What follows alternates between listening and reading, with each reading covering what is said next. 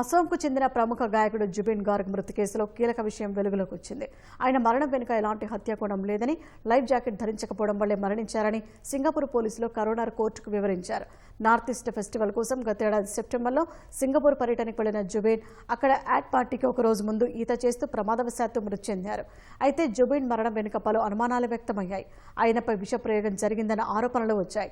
జుబిన్ను పథకం ప్రకారమే హత్య చేశారని అసోం సీఎం హిమంత బిశ్వ శర్మ ప్రకటించారు. ఈ నేపథ్యంలో జుబిన్ గార్గ్ కేసు దర్యాప్తును పూర్తి చేసిన సింగపూర్ పోలీసులు కరోనర్ కోర్టుకు తమ రిపోర్టును అందజేశారు. ఈతకు వెళ్లే ముందు జుబిన్ మద్యమత్తులో ఉన్నారని, స్విమ్మింగ్కు ముందు లైఫ్ జాకెట్ ధరించలేదని పోలీసులు కోర్టుకు వివరించారు.